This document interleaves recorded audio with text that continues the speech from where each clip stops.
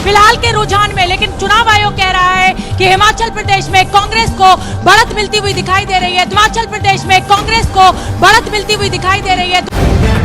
The live TV, सच सबसे आगे।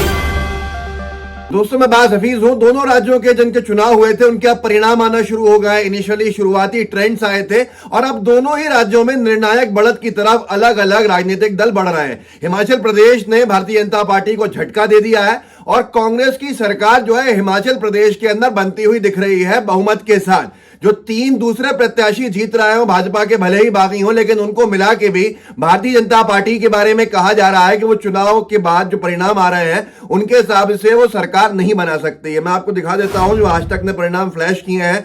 Bharatiya Janata party 68 सीटों में से 29 सीटों पर आगे चल रही है और कांग्रेस पार्टी 34 सीटों पर आगे चल रही है और 5 सीटों पर अन्य आगे चल रहा है। लेकिन ये परिणाम बदलते हैं। थोड़ी देर के बाद एबीपी न्यूज ने डाला है हिमाचल प्रदेश की 68 सीटें भारतीय जनता पार्टी 30 पर आगे, कांग्रेस पार्टी 35 पर आगे और आम आदमी पार्टी का खाता नहीं खुल रहा है। और तो जो अन्य 3 हैं वो 3 सीटों के ऊपर जो निर्दलीय प्रत्याशी हैं वो आगे चल रहा है। इस हिसाब से बहुमत का आंकड़ा छू पाना भारतीय जनता पार्टी के लिए नामुमकिन सा हो गया है। और यही चीज कही जा रही थी बार बार कि पहाड़ी राज्य के अंदर भाजपा ने भले ही पूरी जान डाल दी हो, यहां तक कि भारतीय जनता पार्टी ने प्रधानमंत्री महोदय को भी चुनावी मैदान के अंदर उतार दिया था। यहां तक कि उन्होंने फोन किया था और फोन करके जो बागी प्रत्याशी कृपाल सिंह परमार थे उनको फोन करके बैठने को कहा था, जिसकी बहुत बार निंदा भी हुई थी। लोगों ने कहा था कि एक प्रधानमंत्री के पद में बैठे हुए किसी व्यक्ति को शोभा नहीं देता है कि वो किसी को भी तारीख निकलने के बाद बैठने को कहें और चुनाव से बाहर हो जाने को कहें।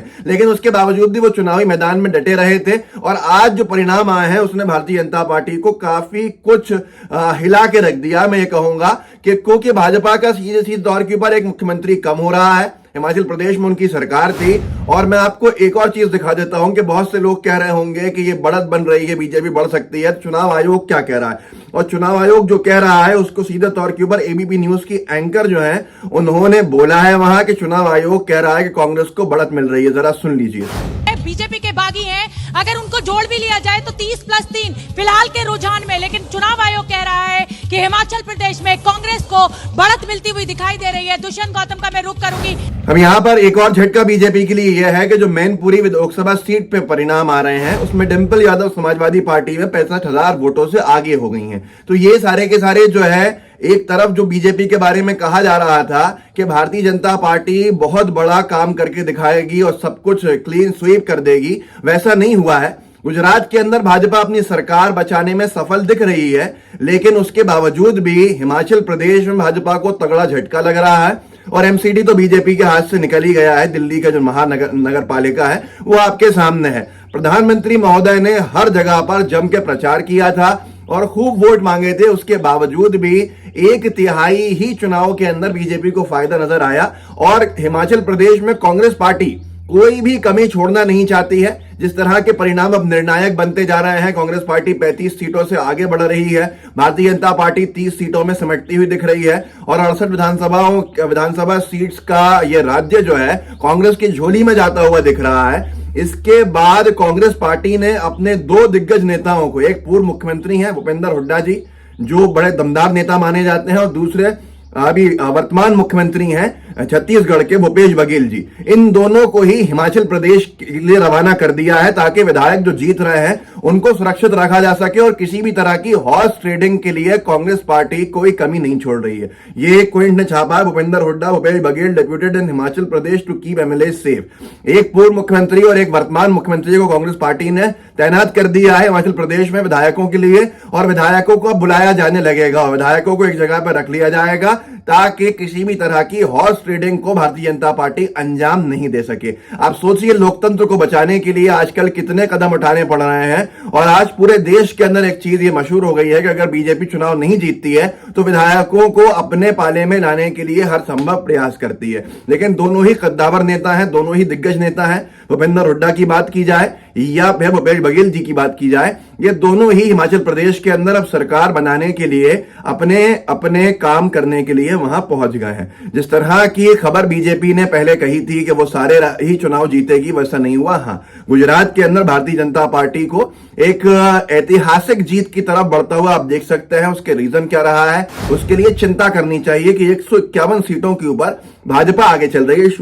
ये परिणाम बदल सकते हैं। 151 से जो हुआ कम हो सकता है और कांग्रेस की कुछ सीटें बढ़ सकती हैं। आम आदमी पार्टी वहां पे 7 सीटों की बढ़त बनाई हुई है। तो ये बहुत सी जगहों के ऊपर आम आदमी पार्टी ने कितना वोट काटा है या एमआईएम ने कितना वोट काटा है, उसके हिसाब से एक मैं डिटेल आपको रिसर्च करके एक वीडियो के अंदर बताऊंगा कि गुजरात में क्या फैक्टर्स रहे हैं कि बीजेपी 151 तक के ट्रेंड्स को छू गई है। तो ये सारी की सारी चीजें भाजपा के लिए एक झटके की तरह है, लेकिन भाजपा सेलिब्रेट करना जानती है, तो भाजपा गुजरात को ही सेलिब्रेट कर लेगी। जबकि भाजपा के लिए इतनी बड़ी नाकामी है कि प्रधानमंत्री महोदय का फोन जाने के बाद भी वहां हिमाचल प्रदेश के अंदर परिणाम इस तरह के आ रहे हैं। हिमाचल प्रदेश के अंदर जम के प्रचार करवाया और प्रियंका गांधी जी का कद जो है वो बढ़ता हुआ दिखाएगा, क्योंकि हिमाचल में उन्होंने पूरी प्रचार प्रसार में जान डाल दी थी। वहां पर वो लगातार प्रचार कर रही थी और उसके बाद ही वो यात्रा में भी शामिल हुई थी, भारत जोड़ो यात्रा में। तो ये बताता है कि प्रियंका गांधी जी का जो उत्तर प्रदेश के अंदर परिणाम आए थे उससे बहुत अलग हटके हिमाचल प्रदेश ने उनकी छवि को एक और बड़े नेता के रूप में उभारा है। आने वाले समय के अंदर पता चलेगा कि किसका क्या परिणाम और क्या जिम्मेदारी रहती है। लेकिन यहां एक चीज साफ हो गई है, 3 जगह चुनाव हुए। एमसीडी दिल्ली भाजपा वहां थी, हिमाचल प्रदेश भाजपा वहां थी, गुजरात भारतीय जनता पार्टी वहां थी। इन 3 जगहों में से भाजपा को 2 जगह का हार का सामना करना पड़ा है। उसके लिए चिंता का विषय है। गुजरात पर भले ही वो खुश हो सकती है, पर तीनों जगह भाजपा का ही कब्जा था। उसमें 2 जगह भाजपा हट गई और भाजपा का कब्जा चला गया, भाजपा का कब्जा छिन गया और एक ही जगह भाजपा बचा पाई है। अब या तो ये पूरा मोदी जी और अमित शाह जी की गृह राज्य को बचाने के अंदर जान डाल दी गई कि बाकी राज्य जाए, एमसीडी जाए तो जाए, लेकिन भारतीय जनता पार्टी गुजरात में फजीयत ना उठाए। तो ये क्या विषय रहा है, क्या आकलन रहेगा, ये अभी कह पाना बहुत मुश्किल है, लेकिन कुछ ही देर के अंदर बहुत सारी चीजें क्लियर हो जाएंगी। तो मैं आपको उसके बाद फिर से बताऊंगा। लेकिन भारतीय जनता पार्टी के लिए चिंता का विषय है, खुशी की बात नहीं है कि तीनों जगह भाजपा थी, वहां से सिर्फ एक जगह भारतीय जनता पार्टी बची और दोनों जगहों के ऊपर भाजपा हार गई है। कांग्रेस पार्टी के जिसके 2 मुख्यमंत्री पूरी सरकार वाले, मतलब 4 जगह कांग्रेस सरकार के अंदर है, झारखंड हो, तमिलनाडु हो, यहां पर गठबंधन में है, मुख्यमंत्री कांग्रेस का नहीं है।